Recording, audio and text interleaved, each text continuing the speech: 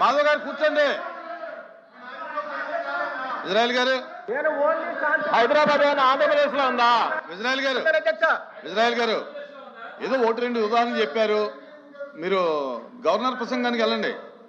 అదే వస్తున్నారు అధ్యక్ష, శాంతి భద్రతల గురించి వస్తున్నారు అధ్యక్ష. దయచేసి శాంతి భద్రతల విఘాతం కలిగిన ఇప్పుడు బోగన్నాయని చెప్తున్నారు కాబట్టి ఈ విషయాలు చెప్తున్నాను అధ్యక్ష.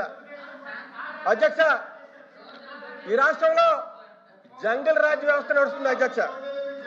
ఈ రాష్ట్రంలో జంగల్ రాజ్ వ్యవస్థ నడుస్తుంది అధ్యక్ష. ఎందుకంటే ఎవరు ప్రశ్నించినా దాడులు చేసే సంస్కృతి ఈ ప్రభుత్వం తీసుకొస్తుంది అధ్యక్ష. గతంలో బీహార్లో ఉండేది అధ్యక్ష, ఆ సంస్కృతిని మళ్ళీ మన రాష్ట్రంలో తీసుకొస్తున్నారు అధ్యక్ష. ఇది పద్ధతి కాదు అధ్యక్ష అని చెప్తున్నాను అధ్యక్ష. ఎందుకంటే పవిత్రమైనటువంటి వెంకటేశ్వర స్వామి వారి లడ్డు విషయంలో మీరు తప్పుడు ప్రసారం చేస్తూ ఒక బ్యాన్ వేశారు అధ్యక్ష. ఆ బ్యానర్ తొలగించమని మా మాజీ మంత్రి గారు సభలో లేరు కాబట్టి వారి పేరు తీయకూడదు, అయినా సరే తెస్తున్నారు అధ్యక్ష. అంబటి రాంబాబు గారు ఆ బ్యానర్ తీయమని అడిగితే వారి మీద దాడులు చేస్తారు అధ్యక్ష. అధ్యక్ష మాట్లాడాలి అధ్యక్ష. ఒక్క నిమిషం అధ్యక్ష. మాజీ మంత్రి గారు ఏమన్నారు అధ్యక్ష? గౌరవ ముఖ్యమంత్రి గారు తల్లిని అవమానించాడు, అవునా కాదా?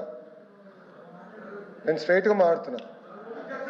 అంబటి రాంబాబు గారు వినండి సార్, అంబటి రాంబాబు గారు ఏ పదాలు వాడారు, ఏం మాటలు మాట్లాడారండి?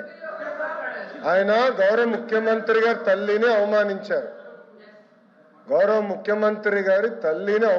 ఆయన. వాళ్ళని వదిలిపెడతామా? మీరు ఒక మాట చెప్తున్నా అధ్యక్ష, దయచేసి ఒక విషయం నేను పదే చెప్పాను, మహిళల్ని మనం గౌరవించాలి, ఆ బాధ్యత మనందరిపైన ఉంది. హౌస్ లోపల కానీ హౌస్ బయట కానివ్వండి, మహిళల్ని గౌరవించాల్సిన బాధ్యత మనందరిపైన ఉంది. ఆయన మళ్ళీ ఏమన్నారు?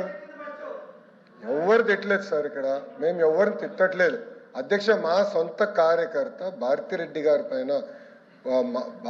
గారి గురించి మాట్లాడితే ఇమ్మీడియట్ గా మేము యాక్షన్ తీసుకున్నాం.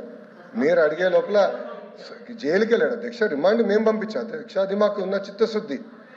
గౌరవ మాజీ ముఖ్యమంత్రి వర్యులు అక్కడికి వెళ్తూ రెండు చిన్న మాటలు అన్నారు. నాకు చిన్న మాటలు అవుతుంది అధ్యక్ష? ఒక తల్లిని అట్లా అవమానిస్తే చిన్న మాటలు అవుతుందని అడుగుతున్నా. ఆ వ్యక్తిని గౌరవ సభ్యులు సమర్థిస్తే ఎట్లా అధ్యక్ష? ఇది దయచేసి మహిళల్ని తల్లిని ఇట్లా అవమానించకూడదు, ఆ పదాలు ఎవ్వరు మాడకూడదు. అధికారులు ఉన్నవారు అవ్వచ్చు, ప్రతిపక్షాలు ఉన్నవారు అవ్వచ్చు, మాజీలు కూడా అవ్వచ్చు, ఎవరు ఆ మాటలు మాడకూడదు అధ్యక్ష. దయచేసి ఆయన్ని ప్రోత్సహించదని నేను గౌరవ సభ్యులు కోరుతున్నా అధ్యక్ష. అంతేగాని అది తీసుకొచ్చి దానివల్ల మేమేదో కావాలని కక్ష సాధింపు చేస్తున్నాం అనేది కరెక్ట్ కాదు అధ్యక్ష. Please be very good. LOP గారు, గౌరవ మంత్రి గారు వచ్చి ముఖ్యమంత్రి గారి మీద అనుచిత వ్యాఖ్యలు చేశారనేది అంటే ఇంకా మిగతా విషయాలకు వెళ్ళను అధ్యక్ష అనేది వారు పాయింట్అవుట్ చేశారు. ఆ మాజీ మంత్రి గారు పేరు నేనైతే ఎత్తదలుచుకోలేదు, కానీ ఆయన ఎత్తారు కాబట్టి రాంబాబు గారి పేరు చెప్తాను సార్. వారు ఇన్సిడెంట్ ఆయన మీద దాడి చేసి ఆయన అదే పద్యాలతో ఆయన దూషిస్తే ఆ ప్రెసిడెన్స్లో ఆయన వచ్చి మాట్లాడి మళ్ళీ వెంటనే వితిన్ మూడు నిమిషాలు రియలైజ్ అయ్యి నేను అనకూడదు, తప్పైంది, క్షమించండి, నా వయసుకి సాంప్రదాయం కాదు, నా వయసుకి మాట్లాడకూడదు, నేను దాన్ని విత్డ్రా చేసుకుంటాను, క్షమించండి అని చెప్పి ఆయన చెప్పాడు. ఆయన విజ్ఞాన వ్యక్తి కాబట్టి ఆయన వచ్చి చెప్పాడు. ఆయన మటుకు ఆయనే ఎవరు ఆయనేమి పేరు చూపెట్టక ముందే ఆయన చెప్పాడు. దయచేసి అది కూడా ఆలోచించండి. అలాంటి వ్యక్తి మీద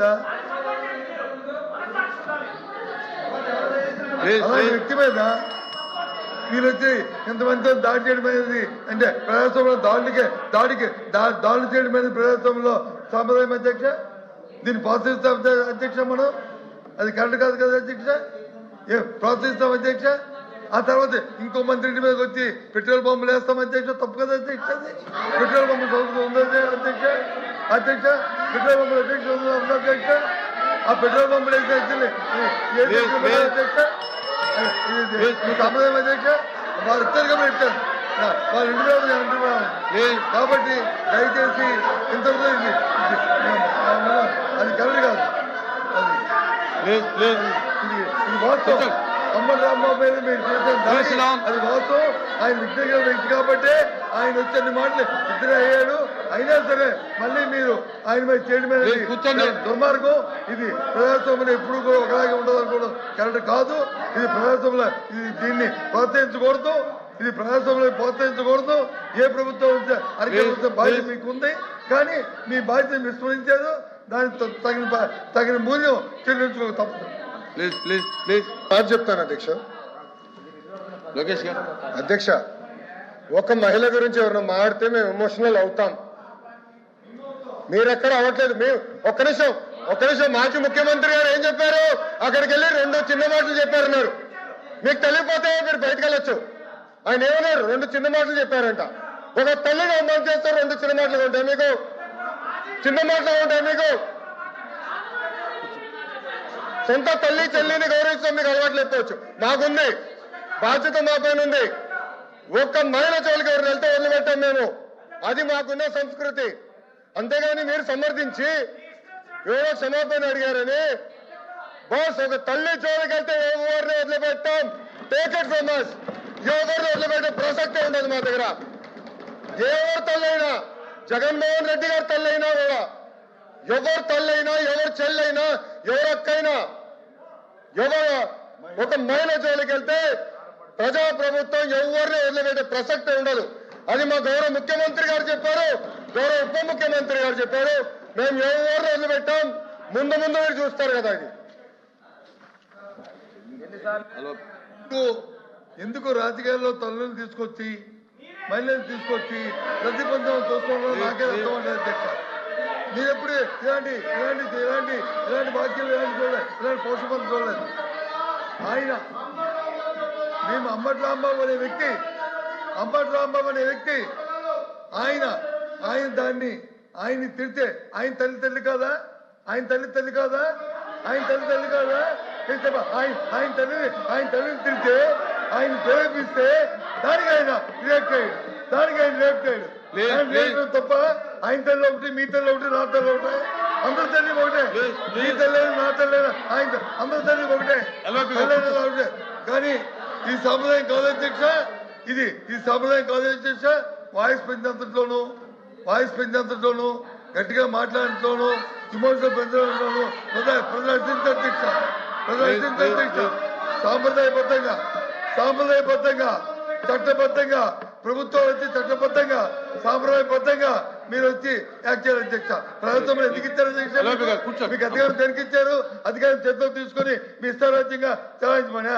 అధికారంగా మీ సూచనల మీద వచ్చి కేసులు పెట్టమనా? పెట్రోల్ పంపులు ఇస్తున్నామనా? వాళ్ళకి వచ్చి బెయిల్బుల్ సెక్షన్ ఇవ్వమనా? లేకపోతే వాళ్ళ మీద వచ్చి ఆ మహిళల మీద దాడి చేయమనా?